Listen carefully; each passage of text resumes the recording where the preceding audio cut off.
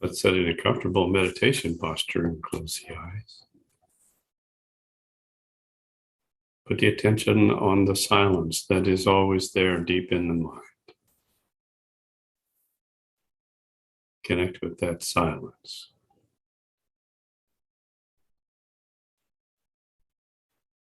You are the silent witness. You are the eternal now.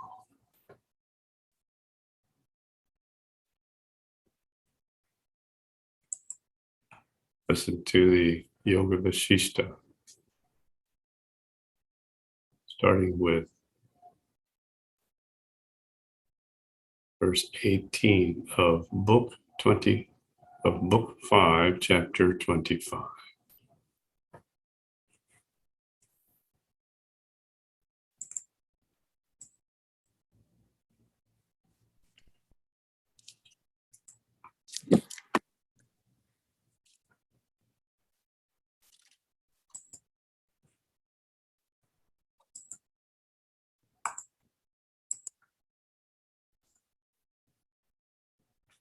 To expel my ignorance in these matters, I must consult my teacher, Shukra, concerning the ego, the soul, spiritual vision, and the soul of souls. I must refer these questions to the most venerable Shukra, who is always uncritical to his favorites. By his advice, I possibly shall settle in the highest perfection of seeing the Supreme Spirit in my spirit. Because the words of the wise are always filled with full meaning and are fruitful of the desired object.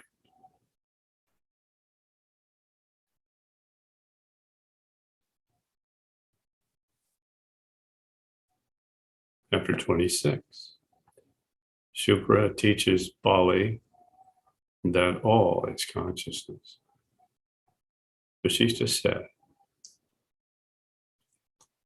so saying, the mighty Bali closed his eyes and thought upon the lotus-eyed Shukra, living in his heavenly abode. Shukra, who was sitting intently, meditating on the all-pervading Spirit of God, came to know in his mind that he was remembered by his disciple Bali in his city. Then Shukra, the son of Bhrigu, whose soul was reunited with the all-pervading, infinite, and omnipresent Spirit, descended with his heavenly body to the shining window of Bali. Bali knew the brightness, the body of his teacher by its brightness, just as the lotus flower perceives the rising sun by his dawning beams. He honored his guru by adoring his feet on a seat decked with gems and garlanding his guide with mandara flowers. As Shukra sat and took his rest from the labor of his journey, his body was strewn with offerings of gems, and his head covered with heaps of mandara flowers. Bali addressed Shukra, "Venerable sage, your illustrious presence emboldens me to address you as the morning sunbeams and all mankind to their daily work. Sage, I have come to feel an aversion towards all kinds of worldly enjoyments that produce the delusion of our souls. I want to know the truth about it, so I can dispel my ignorance of myself. In short, sage, tell me, what are these enjoyments good for? How long do they extend? What in reality am I? You or these other people? Shukra answered, I cannot tell you in length about it, as I soon have to return to my place in the sky. Hear me, O monarch of demons. Briefly, say this much for now. There is truly only consciousness in reality. All other existence is truly consciousness and full of consciousness. The mind is consciousness, and I, you and these people, are collectively the same consciousness. If you are wise, know you derive everything from this universal consciousness. Otherwise, all gifts of fortune are as useless to you as offerings of butter on ordinary ashes.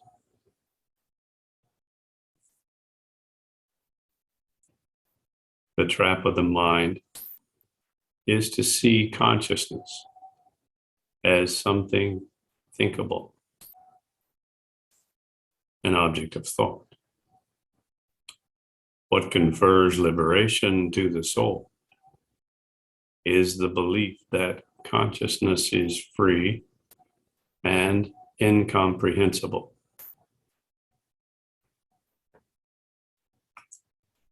Knowing this for certain, look upon everything in the same way. See the spirit in your spirit in order to arrive at the state of infinite spirit. I must immediately return to the sky where the 7 rishis are assembled and where I must continue performing my divine service. I tell you, O King, that as long as you are in your body, you must not abstain from your duties, though your mind may be free from everything.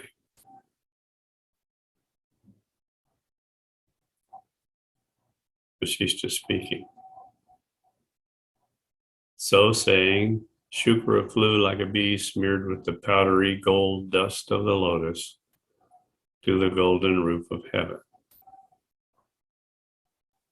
He passed through the watery path of waving clouds to where the revolving planets were ready to receive him.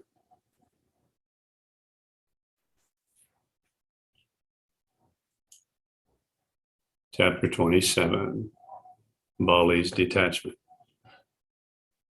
Vasishta said, after Shukra, the son of Brigu and senior to the assembly of gods and demigods, made his departure, Bali, the best among the intelligent, reflected in this way. Bali thinking to himself,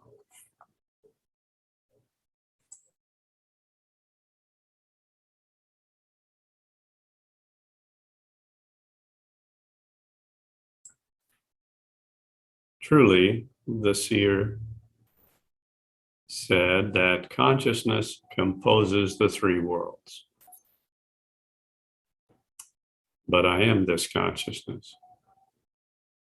And consciousness fills all the quarters and shows itself in all our actions. It is consciousness which pervades the inside and outside of everyone and everything. There is nothing anywhere which is without consciousness. It is consciousness that pervades sunbeams and moonlight. Or else had not there been the intellectual perception, there would be no distinction between them and darkness. If there were no intellectual perceptions, as the earth is land, then there would be no distinction between earth and water, nor would the word earth apply to land.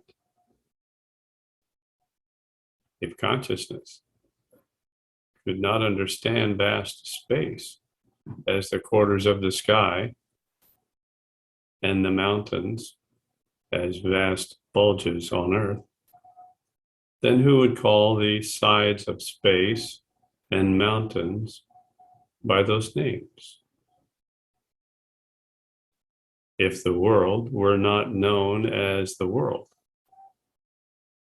and the vacuum as emptiness, then who could distinguish them by the names that are in common use? If this big body was not perceived by consciousness, how could we properly call the bodies of embodied beings by their names? Consciousness resides in every organ of sense.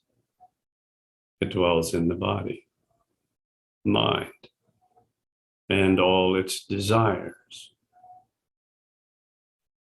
Consciousness is in the internal and external parts of the body. Consciousness is all that is in existence and non-existence. Consciousness forms my whole self by its feeling and knowing everything that I feel and know. Otherwise, without guidance of consciousness, I cannot perceive or conceive or do anything with my body. Of what value is my body, which is inert, and consciousness as a block of wood? Consciousness makes myself, and the intelligent spirit is the universal soul. I am the intellect, which resides in the sun and in the sky. I am the consciousness, which dwells in the bodies of all beings. I am the same intellect which guides the gods and demigods, and dwells alike in bodies that move and don't move. Consciousness being the sole existence, it is in vain to suppose anything besides. There being nothing otherwise, there can be no difference between friend or foe to us. What if I, Bali, strike off a person's head from his body? I cannot injure the soul, which is everywhere and fills all space. Feelings of love and hatred are properties of consciousness. These feelings are not separated from the soul by its separation from the body. Hence, passions and feelings are inseparable from consciousness or soul.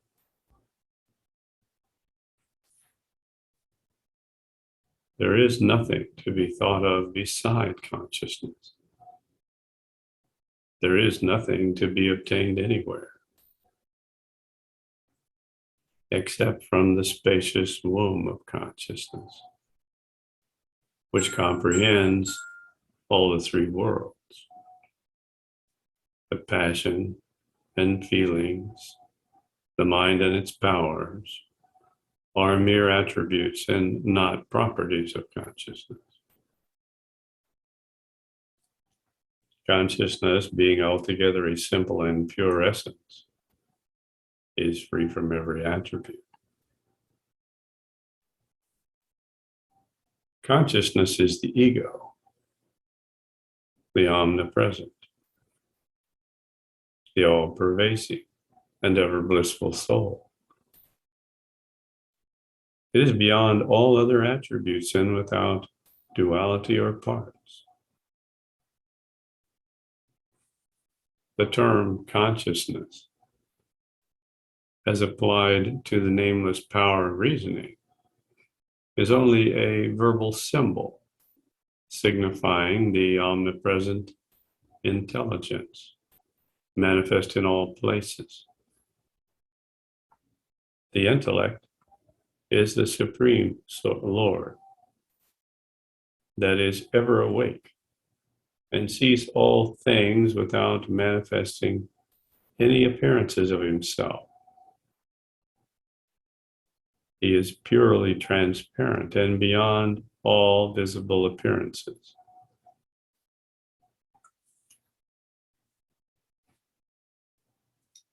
All its attributes are lame, partial, and imperfect. Even time, which has its phases and parts, is not a proper attribute for aught. It is only a glimpse of its light that rises before us. But the eternal and infinite light is beyond our comprehension. This eternal and infinite light is Paramajyoti. This is the consciousness of Krishna, Krishna's effulgence that pervades all of this temporal universe. This is the divine silent witness.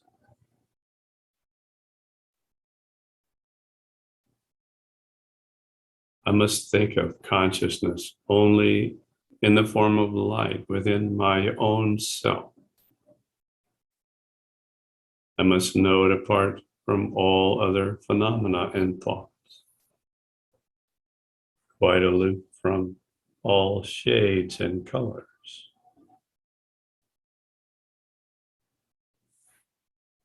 Absolute is identical form of consciousness and the power of reasoning, unaccompanied by the intelligible and employed in its proper sphere.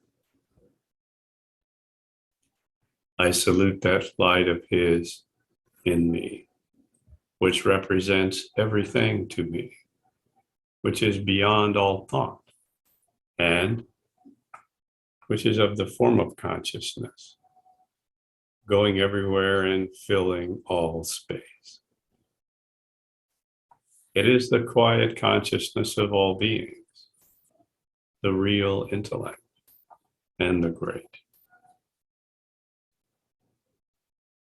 Consciousness is as infinite as space, yet more minute than an atom and spreading in all alike. I am not subject to the states of pleasure and pain. I am conscious of myself and of no other existence beside myself. I am consciousness without the phenomena spread out before me. No worldly entity or non-entity can work any change in me. For the possession of worldly objects would destroy me at once.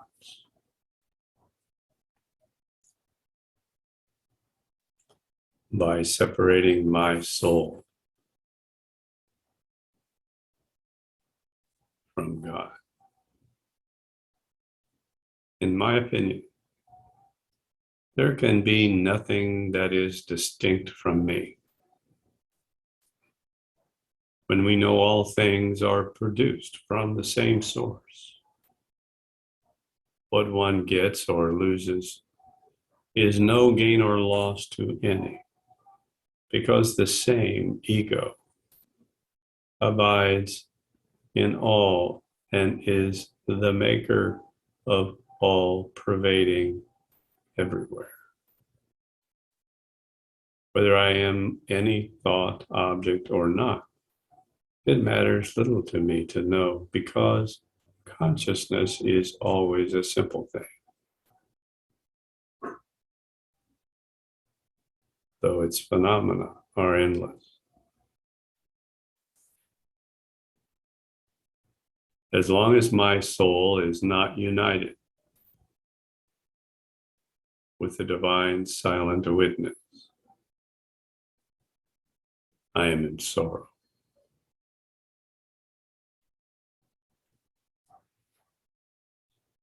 Sister speaking.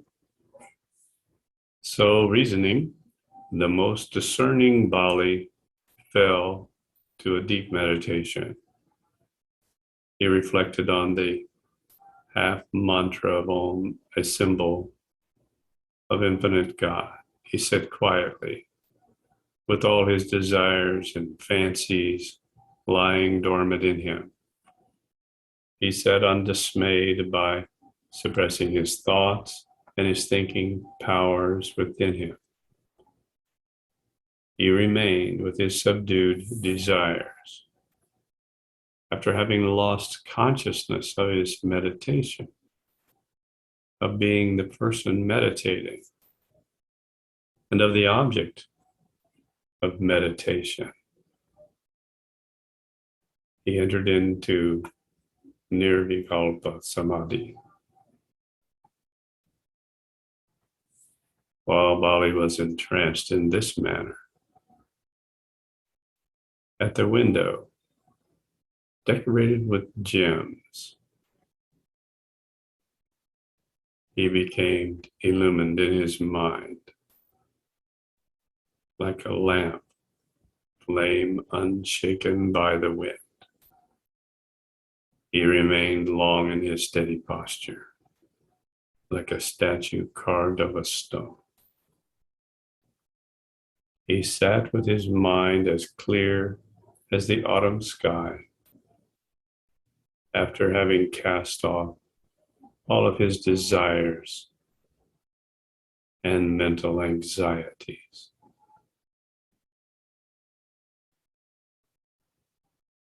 Filled within himself with his spiritual light, the divine silent witness.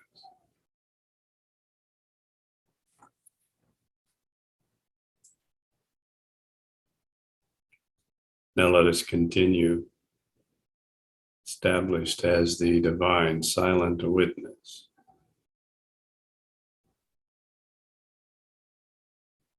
and perform the Trimana Sanyama procedure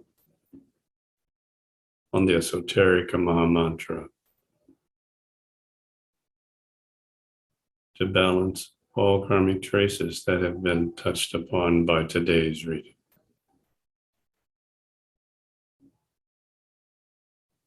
Hare Krishna, Hare Rama.